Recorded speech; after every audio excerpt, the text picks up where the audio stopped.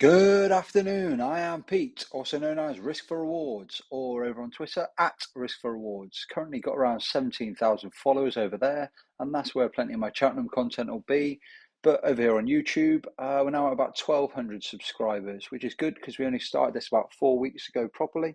So we're building up nicely. If you haven't already subscribed, you can click the link below, and then when my videos come out, you'll get them straight away. Because a lot of the content will come out video first, then written up afterwards, just because it's quicker. And on this occasion, all the Cheltenham reviews will only be videos anyway. So this is video 3 or day 3 of the Cheltenham Festival review.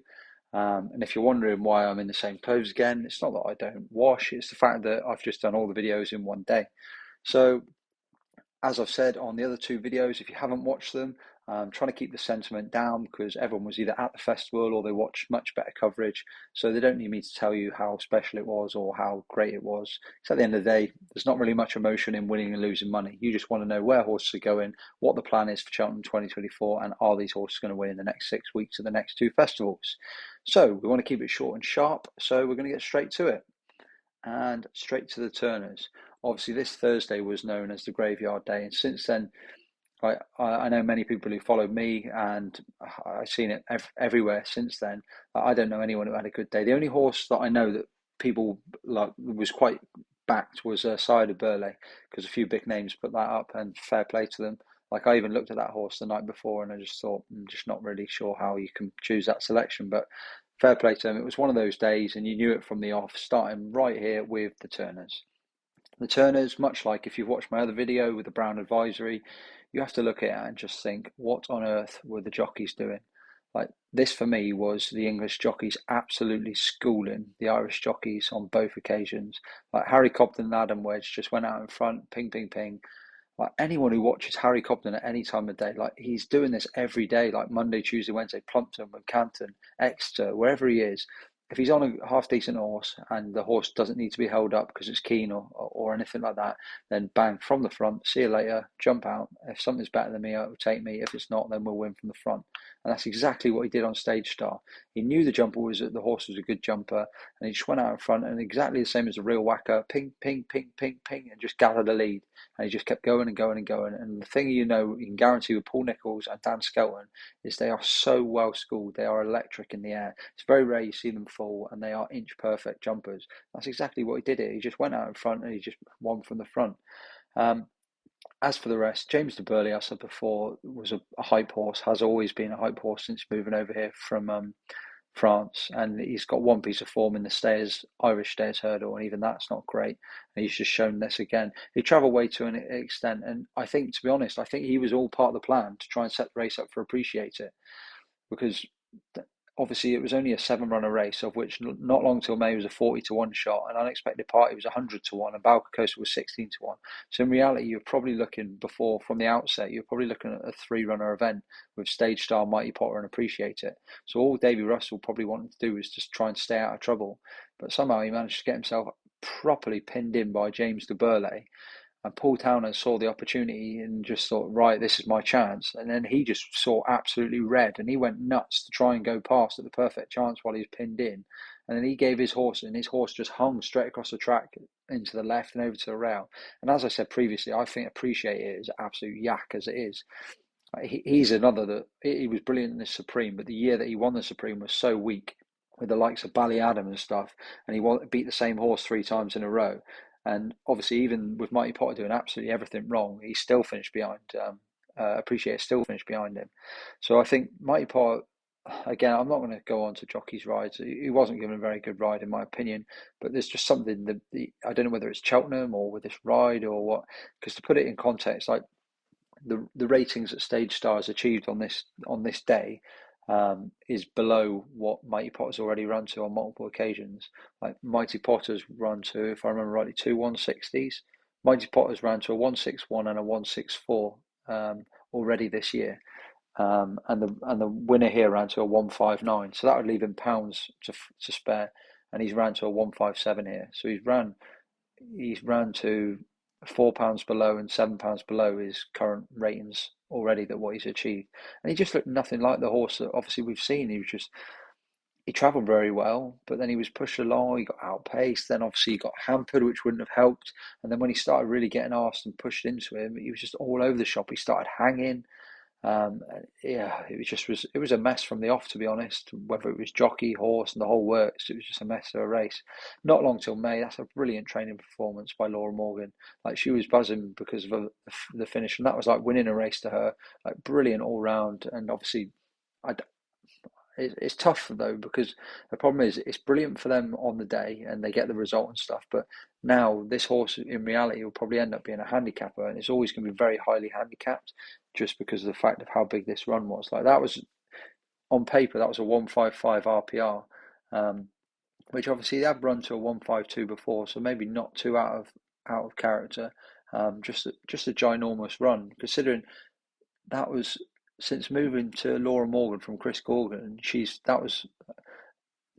got 1-1-1 and then a second in 4 runs. So maybe it's just a horse improving. Maybe I'm being disrespectful to the level of form. It's not just the great training form. It's just the fact the horse is improving with her training as well. So maybe the horse is a lot better than I thought. But either way, if this race was ran again in say 8 weeks' time and it was over an island or a different track or different conditions, or if Mighty Potter actually ran a race, then I think the form could be reversed. But Stage Star, I think he's a good horse. I just don't think he's like as in. I know many will look towards the Ryanair, and he could go well in that, but I think he doesn't look to me as a future Cheltenham winner. But then again, he wouldn't have looked at a Cheltenham winner here to me, in my opinion. So I'd be happy to just throw Mighty Potter's run in the bin and see what he comes up with. Appreciate it, and James de Burley aren't horses that I'd ever be backing anyway. And not long till May, maybe there is more to come from that horse, but we'll see. And Stage Star, yeah, I'm not a Ryanair horse for me. A bit like maybe it might end up being like a Frodon, like where he turns up once he gets in a jumping rhythm from the front. The Pretemps. So I'm not going to spend too long on this. Like, there's much debate on the walking on air ride, but because he's beaten 4.5 lengths, he wasn't really asked too hard a question. My thought for this, my first initial thought was walking on air went to the novice hurdle last year at Aintree, and that was only his, I think it was his second run. Yeah, so it was his second run of his hurdling career, having bolted up previous to that. And he was well beaten by Three Stripe Life and ended up pulled up. I was thinking, well, I wonder if Nico thought I'm not going to beat the winner on this day, so let's not give him too hard a time and then aim him at Aintree again, considering that was the plan last year. So I wouldn't be surprised if he ran a big race if he used to turn up at Aintree in a handicap there. Um, but the problem is it'll be dependent on what he's priced because he was the eye catcher of the race because of that. But at the same time, if he was given a full ride, would he have won? I don't think so. I just think he's better beaten on. He was beaten on the day by obviously. Many were saying Good Time Johnny was an absolutely brilliant ride, but in my opinion, he did absolutely well. He did so much wrong. He made things very difficult to himself. Obviously, stuck behind, getting himself hampered. Didn't jump 4 out well. I just thought, yeah, okay, so it was a brilliant ride because it won. But if it lost, people would be like, he would go in everyone's handicap books going forward. Um, he run that off a 142, and he's now off 145, an Irish 145. So over there, he'd be running off £3 higher. He could well have more to come, but obviously it's a handicap at the end of the day. So let's just move on. Step forward, the Ryanair Shishkin. Right, going from the offset, obviously Chakan, no. Blue Lord, another bottomless run, very poor. Shanadil, absolute flopped. I did mention, I said that he was best fresh, and the fact that he had plenty of weight and condition when he went into that last run, and he ran so well when winning, would that cause an issue to him? Because it's like if you run a big race when you're unfit. So say I ran a 5K and I was really unfit at the time, but I got a really good time on that day. Will it mean that going forward when I go to train, my muscles and stuff will all be in problems going forward next time? Obviously, it's just a theory, but it's played out here because he's bounced. Fury Road ran their race. Garlaw and French Dynamite, they probably ran their races. They're both handicappers, finished fourth and fifth, solid runs. Hitman has never been a horse I just think that he travels up to so well up to a point and then he doesn't find a lot. And it doesn't matter who he's racing against. He could be in a Group 1 with the best horses, or he could be in like a Group 3. I know obviously he won, I think it was at Haydock, like that 5-runner affair when he got the run of the race, but I just think he flatters to deceive. Shishkin did absolutely everything he could possibly wrong, and he still nearly won. If he hadn't took the half the second last, I mean, he was carrying half the trees home with him.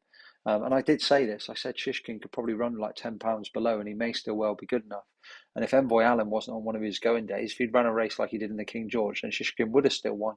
But he just got Envoy Allen on one of his going days, and obviously he still only went down 2 3/4 lengths. Problem is with Shishkin, like you look at his form now, everyone's like, I've already looked at the books, and like some bookmakers went 6-4 for him to win the 3 miler at Aintree, but like you have to be the forgiving type now, because look at Shishkin. Like obviously he was so good when he beat Energumene in the Clarence House Chase, but now if you look at his last 4 runs, he's got a pulled up at the Cheltenham Festival. He got a third, well beaten 15 lengths at Sandown and Tingle Creek. Then he absolutely bolted up when he looked brilliant, beating Pic Dory, who was an on-song Pic Dory as well, 16 lengths. That run is brilliant. And then obviously he's just scrambled home here to finish second. But you knew straight away, as soon as, like, if you were an in-running player, you'd be just hitting that flipping red button all day and hoping that he just didn't manage his class got him through, because his jumping wasn't there, his head wasn't in the game, he didn't look focused. He just does plenty wrong. And so you look through it, and that's obviously he still achieved a 168 RPR, which is still a massive number, but it's just not Shishkin numbers. Like you look at his numbers before that, and he's hitting 174, 179, 175, 172, 178 last time out as well at Ascot. Like he's a big number player, and he's just obviously he's ran £10 below his Ascot run. So if he'd skipped Ascot and came here, he would have absolutely hacked up.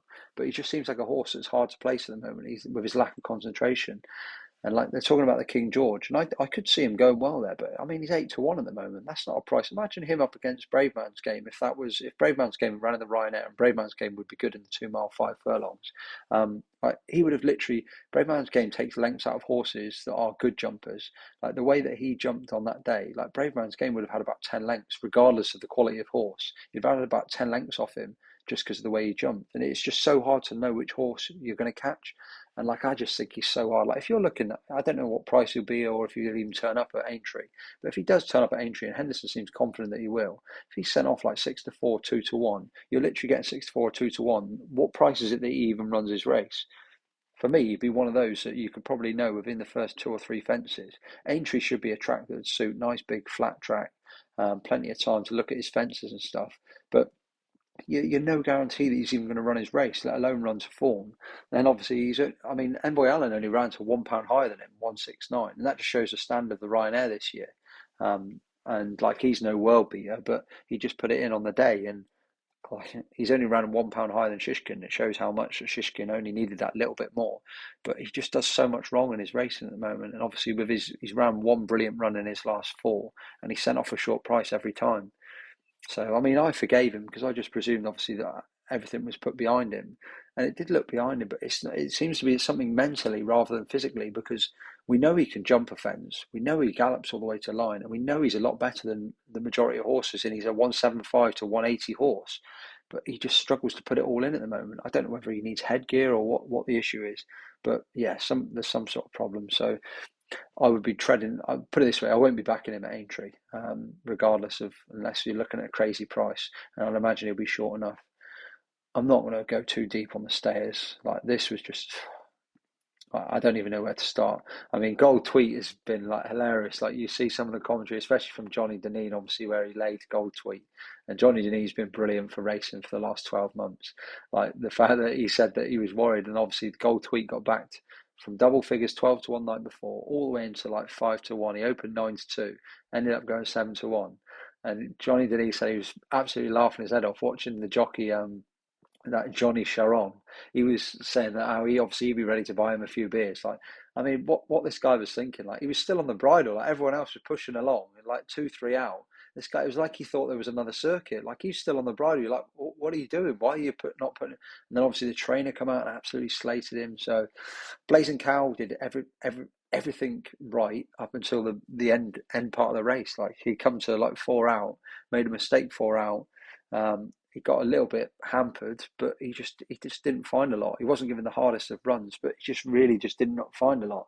And for me, Blazing Cow, exactly the same as Shishkin. My biggest worry was the fact that both of them ran their races 3 weeks ago. If Blazing Cow, let's just put this on numbers. Obviously, it's not a race isn't ran on numbers. Blazing Cow ran to a 164.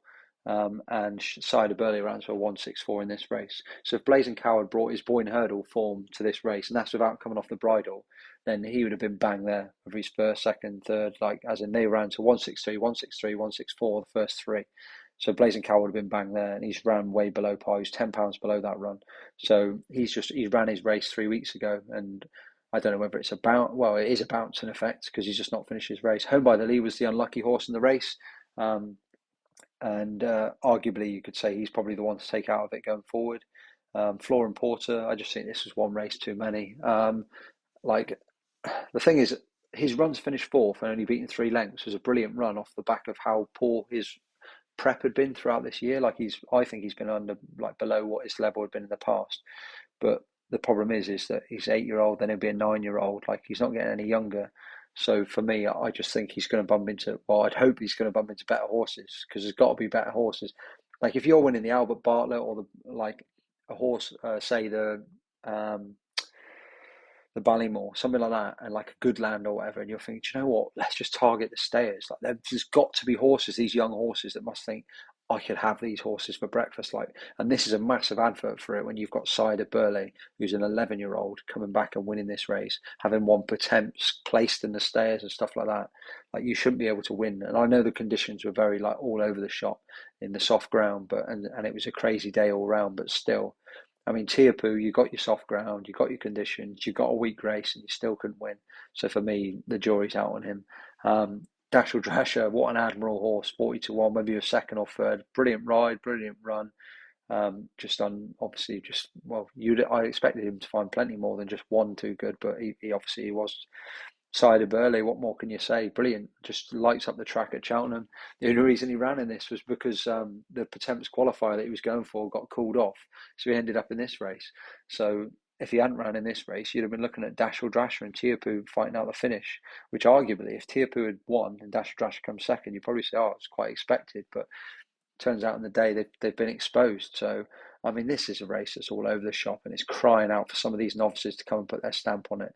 Like as I said, with like a Good Land or like a Stay Away Fay. I know everyone's keen to go over fences, but if you're coming in like second or third or fourth or fifth in the Brown Advisory or in the Albert Bartlett or the Ballymore, and you think stepping up in trip is going to suit, I'd be thinking, let's go for the stayers. I know it might not be as prestigious as winning the Brown Advisory and going for the Gold Cup and stuff like that, but like you don't even need to be the best horse.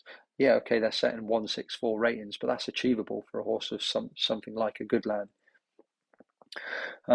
Onto the handicap. Oh, Fugitive. For the second time in a row, he's done the exact same for me in the fact that he's gone up £6. He's travelled perfectly. He's been prominent, jumped well, and then he just comes he's lined up next to the horse, and he's just not finished his effort. He did the same with Il Ridotto, and Il Ridotto out-battled him, and I think he's a weak finisher despite him having headgear. And then the same with Seddon. I mean, this is a brilliant training performance by John McConnell, but I'm beginning to think, despite the horses, like one way of looking at it is the horse is improving each run, and he's going up, say, £6, and he's meeting the level, and then he's going again. But the other thing is thinking, when you start racking up the twos, like, did he hang in behind rather than try and go past? And I'm not 100% convinced how genuine the horse is. Maybe he needs a bit of headgear. Look through, obviously, so Scottish. That plan didn't quite go to plan. But I wouldn't write him off. He's just one that you'd want to be looking at in the future. And obviously, Seddon, just a brilliant winner for John McConnell. And he's done some training performance, obviously, with that horse since moving across. And obviously, he won at the October meeting as well. So, yeah, the connections will be absolutely laughing with that. Onto the Mayor's Novice Hurdle. Like this was a bit like the Mayor's Hurdle. It was ran where one horse went out on her own, and the rest was like, well, do you think we should challenge? Do you think we should chase?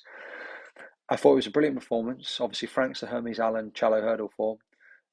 It was a horse that had plenty of experience, considering she's a mare. She'd had 1, 2, 3, 4, 5 runs over hurdles with only one defeat, and that was to Hermes Allen. She has to be a player in next year's Mayor's Hurdle if that ends up being the plan. Obviously, the a step up in 4 furlongs won't be an issue because obviously it's a solid run behind Hermes Allen and she's won over the 2 mile 4.